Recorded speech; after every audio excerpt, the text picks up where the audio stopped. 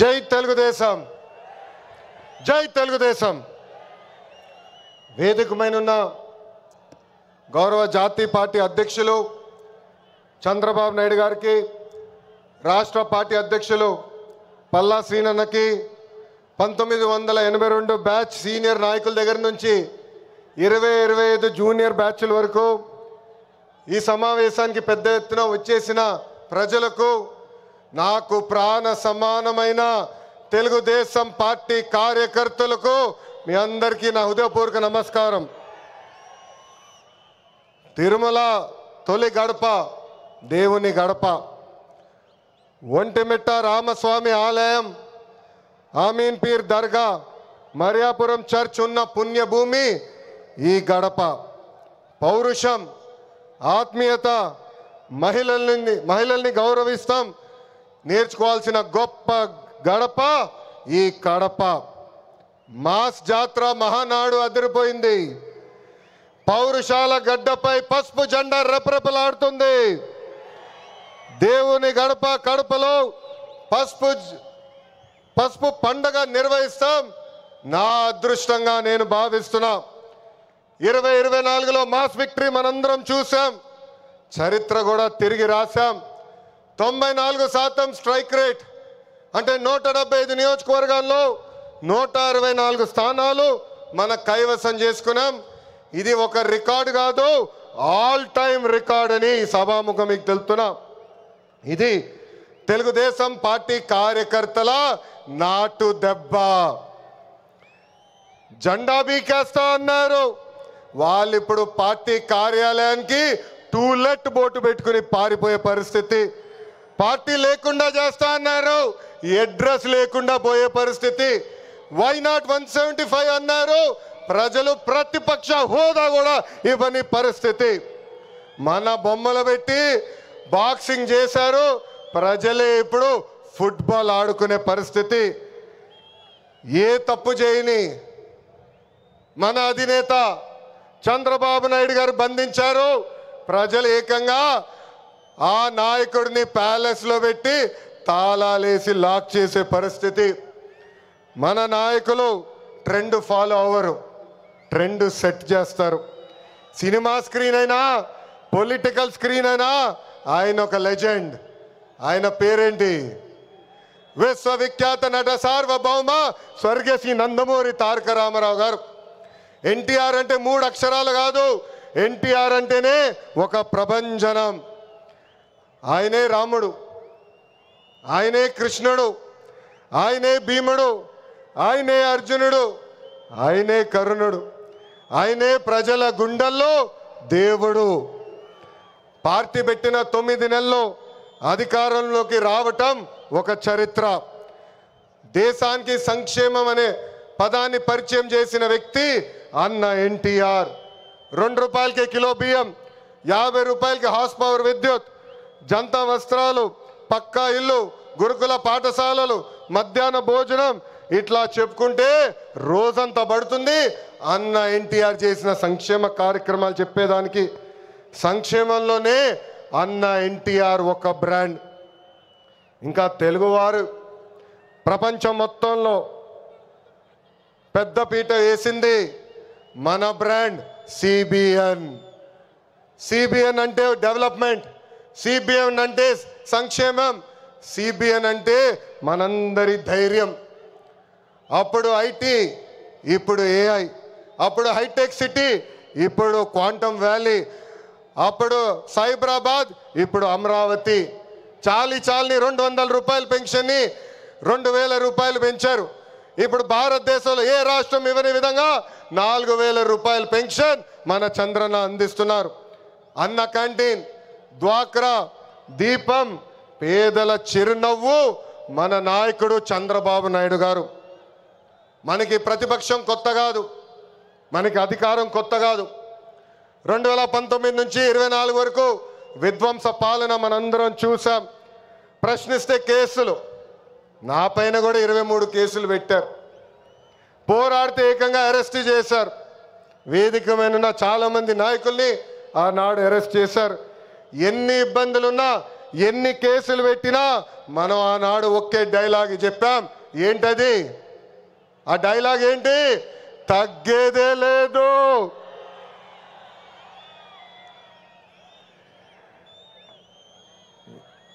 మనందరం చూసాం. ప్రత్యర్థులు దాడి చేసినా, తొడగొట్టి మీసం మిలేసిన అంజిరెడ్డి తాతనే మనందరికీ దమ్ము. కత్తితో దాడి చేసి తల నుండి రక్తం కారుతున్నా ఏకంగా పోలింగ్ బూత్లో కూర్చుని చివరి ఈవీఎం సీల్ పడే వరకు పోరాడిన మన అక్క మంజుల గారే మన ధైర్యం. కత్తి మెడపై పెట్టి వాళ్ళ నాయకుడికి ఒక్కసారి జై కొట్టమంటే జై చంద్రబాబు నాయుడు, జై తెలుగుదేశం అని ప్రాణాలు కోల్పోయిన తోట చంద్రయ్య మనందరికీ స్ఫూర్తి. వేదికమైన ఉన్నారు. పార్టీ కోసం పోరాడి ఆనాటి పాలకులు వ్యతిరేకంగా మాట్లాడినందుకు ఆయన కన్ను పొడిచి కంటి చూపు పోయినా జై తెలుగుదేశం మన గాంధీ గారే ఈరోజు మనందరి సత్తా. విధ్వంస పాలనలో రాష్ట్రం తీవ్రంగా నష్టపోయింది. ఆంధ్రప్రదేశ్ను ఏకంగా అప్పుల ప్రదేశ్గా మార్చేసింది గత ప్రభుత్వం. ఒక్క కొత్త కంపెనీ తీసుకురాకపోగా ఉన్న కంపెనీల్ని పక్క రాష్ట్రానికి తరిమేసే పరిస్థితి మనందరం చూసాం. 1000 రూపాయలు పెంచేదానికి 5 సంవత్సరాలు వాళ్ళు తీసుకున్నారు. ఏకంగా జే బ్రాండ్ లిక్కర్తో విషం కంటే ప్రమాదమైన మద్యం అందించి 30,000 మందిని చంపి 1,000 కోట్ల రూపాయలు ధనాన్ని లూటీ చేశారు. అందుకే రాష్ట్రాన్ని కాపాడుకునే దానికే కూటమి ఏర్పడింది. ప్రజల కోసం గౌరవ ప్రధానమంత్రి నరేంద్ర మోడీ గారు మన చంద్రన్న జనసేన అధినేత, నాకు అన్న సమానమైన పవనన్న అందరూ అజెండాలు పక్కన పెట్టుకొని పని చేశారు. ప్రజలు మన్ని ఆశీర్వదించారు, కూటమిని ఆశీర్వదించారు. ప్రజాప్రభుత్వం ఈరోజు ఏర్పడింది. ఎన్ని ఆర్థిక ఇబ్బందులున్నా ఇచ్చిన ప్రతి హామీ కూటమి ప్రభుత్వం నిలబెట్టుకుంటూ ముందరికెళ్తుంది. దేశంలో ఏ రాష్ట్రంలో ఇవ్వని విధంగా వృద్ధులకి 4,000 రూపాయలు, వికలాంగులకి 6,000 రూపాయలు, ఏకంగా బెడ్కి పరిమితం అవుతే 15,000 రూపాయలు ప్రతి నెల పెన్షన్ ఇచ్చి ఆదుకుంటుంది కూటమి ప్రభుత్వం. దీపం పథకం కింద ప్రతి ఏటా ఉచితంగా 3 గ్యాస్ సిలిండర్లు కూడా మన ప్రభుత్వం అందజేస్తుంది. ఇంకా అన్న క్యాంటీన్లు కూడా తిరిగి ప్రారంభించాం. ఇంకా జూన్ మాసంలోనే తల్లికి వందనం కూడా మన ప్రభుత్వం ఇవ్వబోతుంది. అన్నదాత సుఖీభవ త్వరలో అమలు చేస్తున్నాం. ఆగస్ట్ 15 నుంచి మా అక్క చెల్లెలు, పెద్దమ్మ, చిన్నమ్మలు ఆర్టీసీ బస్సులో ఉచితంగా కూడా ప్రయాణించే హక్కు మన ప్రభుత్వం కల్పించబోతుంది. ఇంకా 16,347 పోస్టులతో మెగా డిఎస్సి మనం ప్రకటించుకున్నాం. జూన్ మాసంలో ఎగ్జామ్స్ నిర్వహించి ఏకంగా వచ్చే అకాడమిక్ ఇయర్కి ఉపాధ్యాయుల్ని కూడా పొజిషన్ చేస్తాం. పోయిన ఎన్నికల్లో ప్రభుత్వ ఉద్యోగస్తులందరూ కూటమి ప్రభుత్వానికి సహకరించారు. ప్రతి నెల 1వ తారీఖు నాడు వాళ్ళ జీతాలు ప్రభుత్వం చెల్లిస్తుంది. వాళ్ళకి అనేక సమస్యలు ఉన్నాయి. ఆ సమస్యలన్నీ కూడా ఒక పద్ధతి ప్రకారం కూటమి ప్రభుత్వం పరిష్కరిస్తుందని ఈ సభాముఖం వాళ్ళందరికీ తెలుపుతున్నాం. అభివృద్ధి వికేంద్రీకరణ అనేది మన ఎజెండా. మిషన్ రాయలసీమ అన్నాడు నేను ప్రకటించా. ఆ మిషన్ రాయలసీమ అమలు చేసడానికి ఈరోజు మన ప్రభుత్వం పనిచేస్తుంది. రాయలసీమను ఒక automotive, electronics, renewable energy, horticulture హబ్గా తీర్చిదిద్దుతున్నాము. ప్రకాశం జిల్లాలో రిలయన్స్ సిబిజీ ప్లాంట్స్ ఏర్పాటు చేస్తున్నాం. ఉభయ గోదావరి జిల్లాలో పెద్ద ఎత్తున ఆక్వాని ప్రోత్సహిస్తున్నాం. ఏకంగా ఉత్తరాంధ్రలో ఐటీ, ఫార్మా, మెడికల్ ఎక్విప్మెంట్ తయారీ, ఏకంగా భారతదేశంలోనే అతిపెద్ద స్టీల్ ప్లాంట్ ఆసిలర్ మిత్తల్ ప్లాంట్ కూడా మనం తీసుకొస్తాం జరిగింది. గడిచిన 11 నెలల్లో 8.5 లక్షల కోట్ల విలువైన పెట్టుబడి, తద్వారా 6 లక్షల మందికి ఉద్యోగాలు కల్పించే దిశగా మన ప్రభుత్వం ఒప్పందాలు కుదుర్చుకుంది. ఇంకా తెలుగుదేశం పార్టీలో మా కార్యకర్తలే అధినేత. దేశంలో ఏ పార్టీ ఇవ్వని గౌరవం తెలుగుదేశం పార్టీ కార్యకర్తలకి ఇస్తుంది. దేశంలో ఏ పార్టీకి 1 కోటి మంది సభ్యులు లేరు. అదే మన పసుపు జెండా పవర్, అదే ఈ పసుపు సైన్యం పవర్. సభ్యత్వంలో కూడా ఎవరు మన రికార్డు బద్దలగొట్టే పరిస్థితుల్లో లేరు. ఈరోజు 5 లక్షల ప్రమాద బీమా అందిస్తున్నాం. ఫ్యాక్షన్లో ఎవరైనా చనిపోతే వాళ్ళ బిడ్డలు ఫ్యాక్షన్లోకి వెళ్లకుండా ఎన్టీఆర్ మోడల్ స్కూల్లో మన నాయకుడు చంద్రబాబు నాయుడు గారు ఈరోజు చదివిస్తాం జరుగుతుంది. విద్య, వైద్యం, స్వయం ఉపాధి ఇలా 140 కోట్ల రూపాయలు కేవలం కార్యకర్తల సంక్షేమం కోసం ఖర్చు పెట్టిన పార్టీ తెలుగుదేశం పార్టీ. నేను స్వయంగా వైసీపీ హయాంలో ఇబ్బంది పడిన కుటుంబాలని కలుస్తున్నా. ఒక్కొక్కరిని కలిసి వాళ్ళకైనా సమస్యలు ఉంటే మేము పరిష్కరిస్తున్నాం. అంతేకాదు మన అధినేత చంద్రబాబు నాయుడు గారు కానీ నేను జిల్లాకు వచ్చినప్పుడు ప్రభుత్వ కార్యక్రమానికి వెళ్ళే ముందల ఆనాడు మేము ఇచ్చిన హామీ మేరకు ముందల ఉత్తమ కార్యకర్తలు కలిసిన తర్వాతనే ప్రభుత్వ కార్యక్రమాలకి మేము వెళ్తాం జరుగుతుంది. నేను సీనియర్ని జూనియర్ని సమానం గౌరవిస్తా, కానీ పనిచేసే వాళ్ళని ప్రోత్సహిస్తా. ప్రతి కార్యక్రమంలో కార్యకర్తలు భాగస్వామ్యం అవ్వాలి, కలిసికట్టుగా పనిచేయాలి. మన చేస్తున్న సంక్షేమ అభివృద్ధి కార్యక్రమాలు ప్రజల్లోకి తీసుకురావాల్సిన అవసరం చాలా చాలా ఉంది. ఇక్కడున్న ఎంతోమంది మన అధ్యక్షుడు వారు చంద్రబాబు నాయుడు గారిని కలిశారు, నన్ను కూడా కలిశారు. పాదయాత్రలో లక్షలాది మంది నాతో ఏకంగా ఫోటోలు దిగారు. ఈ సభాముఖంగా వైకాపా కార్యకర్తలు ఆలోచించమంటున్నా, ఏనాడైనా మీ నాయకుడు మిమ్మల్ని కలిశాడా? ఏనాడైనా మీ నాయకుడు మీతో ఫోటో దిగారా? అధికారంలో ఎందుకో ఇప్పుడు ప్రతిపక్షంలో కూడా తాడేపల్లి కొంపకెళ్తే no entry, palace doors closed అని చెప్పే పరిస్థితికి వచ్చారు. గౌరవ ముఖ్యమంత్రి చంద్రబాబు నాయుడు గారు, గౌరవ ఉప ముఖ్యమంత్రి పవన్ అన్న కలిసి రాష్ట్రాన్ని అన్ని రకాలుగా అభివృద్ధి చేస్తున్నారు. గౌరవ ప్రధానమంత్రి గారు రాష్ట్రానికి పూర్తిగా సహకారం అందిస్తున్నారు. ఏకంగా ఆంధ్ర రాష్ట్ర ప్రజలు కోరిన అన్ని కోరికలు ఈరోజు గౌరవ ప్రధానమంత్రి గారు తీర్చుతున్నారు. దానికి కారణం ఒకటే, మొన్న జరిగిన ఎన్నికల్లో 25 స్థానాల్లో ఎప్పుడైతే కూటమి పార్లమెంట్ 25 స్థానాల్లో కూటమి ఎప్పుడైతే 21 స్థానాలు గెలిచిందో, ఎస్ ఆంధ్ర రాష్ట్రం ఇప్పుడు ఎన్డీఏ వెనకుంది, ఆంధ్ర రాష్ట్రం ఎన్డీఏకి కట్టుబడి ఉంది. అందుకే ఆంధ్ర రాష్ట్రానికి నేను అన్నీ చేస్తానని అడుగు వేశారు మన గౌరవ ప్రధానమంత్రి నరేంద్ర మోడీ గారు. ఇప్పుడు మనం చేయాల్సింది ఒకటి ఉంది, ప్రజలకు దగ్గర అవ్వాలి. అహంకారం, ఈగో పక్కన పెట్టుకోవాలి. అహంకారం ఉంటే ఏమవుతుందో మనందరం చూసాం. 151 సీట్లు ఏమైంది? 151 సీట్లు ఏమైంది? 11 అయ్యాయి. అందుకే నేలపై ఉండాలి, ప్రజలకు సేవ చేయాలి. అధికారంలో ఉన్న ప్రతిపక్షంలో ఉన్నట్టు మనం అందరం వ్యవహరించాలి. చిన్న కుటుంబంలోనే సమస్యలు ఉంటాయి. 3 పార్టీలు కలిసినప్పుడు చిన్న సమస్యలు రావటం సహజమే. ఈగోలు పక్కన పెట్టండి, అందరం కలిసి పనిచేద్దాం. విడాకులు, మిస్ఫైర్లు, క్రాస్ ఫైర్లు ఎట్టి పరిస్థితుల్లో జరిగేదానికి లేదని ఈ సభాముఖ కార్యకర్తలందరికీ నేను తెలుపుతున్నా. ఈ మహానాడు వేదికగా ఒక ముఖ్యమైన విషయం ఆంధ్ర రాష్ట్ర ప్రజలకి నేను చెప్పదలుచుకున్నా. ప్రభుత్వ కొనసాగింపు చాలా చాలా అవసరం. ఒక రాష్ట్రం అభివృద్ధి చెందాలంటే ప్రభుత్వం కొనసాగించాల్సిన అవసరం చాలా ముఖ్యం. 2014లో కట్టుబట్టలతో మన ప్రయాణం ప్రారంభించాం. 2014 నుంచి 19 వరకు సంక్షేమ అభివృద్ధి జోడి ఎద్దుల బండిలాగా మనం నడిపించాం. 2019లో విధ్వంస పాలన వచ్చింది, విధ్వంస ప్రభుత్వం వచ్చింది, ఒక సైకో ముఖ్యమంత్రి అయ్యాడు. దానివల్ల ఆంధ్ర రాష్ట్రం 30 సంవత్సరాలు వెనక్కిపోయింది. ఆంధ్ర రాష్ట్రం చాలా ఇబ్బంది పడింది. ఒక్కసారి ఆంధ్ర రాష్ట్ర ప్రజలు ఆలోచించాలా. గుజరాత్లో బీజేపీ వరుసగా 7 సార్లు గెలిచింది. ప్రభుత్వ కొనసాగింపు వల్ల ఈరోజు గుజరాత్లో అన్ని రంగాల్లో వాళ్ళు అగ్రస్థానంలో ఉన్నారు. అంతెందుకు, మొన్నటి వరకు మన వెనకాల ఉన్న ఒరిస్సా రాష్ట్రంలో కూడా బిజు జనతాదళ్ వరుసగా 5 సార్లు గెలిచింది. ప్రభుత్వ కొనసాగింపు వలన వాళ్ళు కూడా కొన్ని రంగాల్లో ఆంధ్ర రాష్ట్రాన్ని దాటి ముందరికెళ్ళే పరిస్థితి. ఉమ్మడి రాష్ట్రంలో తెలుగుదేశం పార్టీ ఒకసారి వరుసగా గెలిచింది.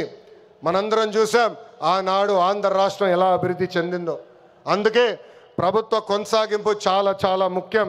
దీని గురించి రాష్ట్ర ప్రజలు అందరికీ తెలియజేయాల్సిన బాధ్యత ప్రతి పసుపు సైనికుడి పైన ఉందని ఈ సభాముఖంగా కోరుకుంటున్నా. ప్రభుత్వ కొనసాగింపు ఉంటేనే పెట్టుబడులు వస్తాయి. పెట్టుబడులు వస్తేనే నిరుద్యోగ యువకులకి పెద్ద ఎత్తున ఉద్యోగాలు కల్పించే అవకాశం మనందరికీ దక్కుతుంది. నేను ఈరోజు దేవుని గడప సాక్షిగా రాయలసీమ ప్రజల్ని కొన్ని ప్రశ్నలు అడగాలనుకుంటున్నా. రెడీనా? తల్లిని చెల్లిని మెడబట్టుకుని బయటికి గెంటేసింది ఎవరు? సొంత బాబాయిని లేపేసింది ఎవరు?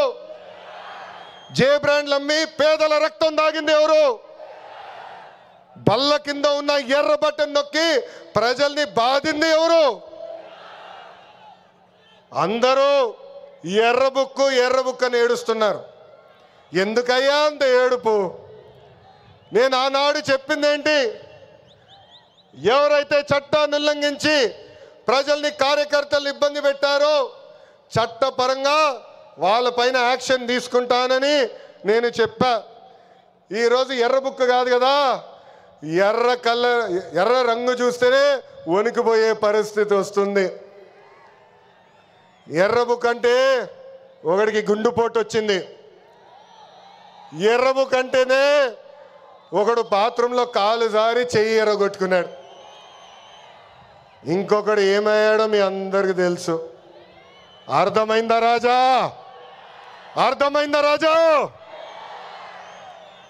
సమాజమే దేవాలయం, ప్రజలే దేవుళ్ళు అన్నారు అన్న ఎన్టీఆర్.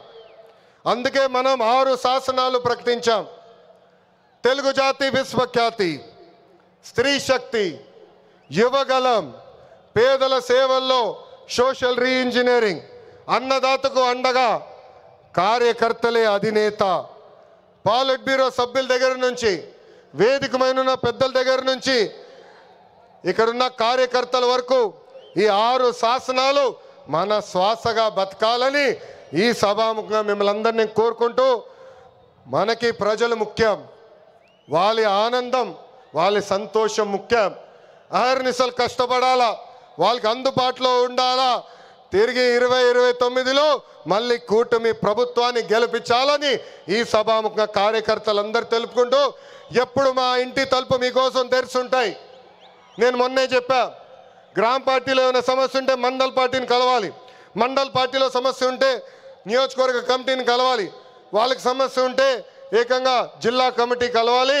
వాళ్ళకు కూడా సమస్య పరిష్కారం కాకపోతే ఎప్పుడు నవ్వుతున్న మన అధ్యక్షుల వారు పల్లా శ్రీనివాస్ గారిని కలవాలి. ఆయన వల్ల కూడా అయిపోతే మీ లోకేష్ మీకు అండగా నిలబడతారు.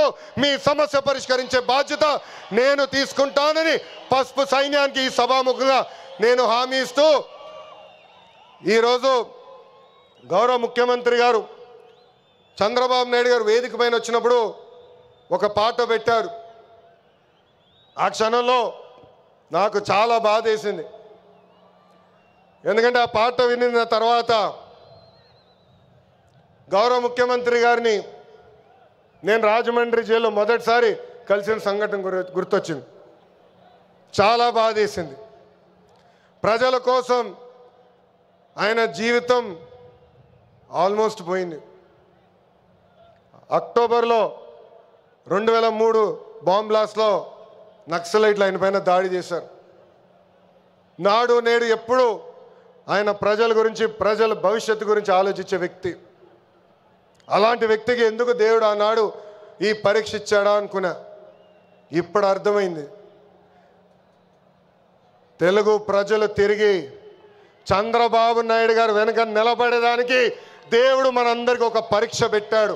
ఆ పరీక్ష జయించాను. అందుకే ఈ రాయలసీమ గడ్డ తెలుగుదేశం పార్టీ అడ్డ అని తెలుపుకుంటూ, నాకు ఇంత అద్భుతమైన అవకాశం ఇచ్చిన ఈ పసుపు సైన్యానికి పేరు పేరున నా హృదయపూర్వక ధన్యవాదాలు తెలుపుకుంటూ మీ అందరి దగ్గర నుంచి సెలవు తీసుకుంటున్నా. జోహార్ అన్న ఎన్టీఆర్, జోహార్ అన్న ఎన్టీఆర్. చంద్రబాబు నాయుడు గారి నాయకత్వం, చంద్రబాబు నాయుడు గారి నాయకత్వం. వందే వందే, జై హింద్.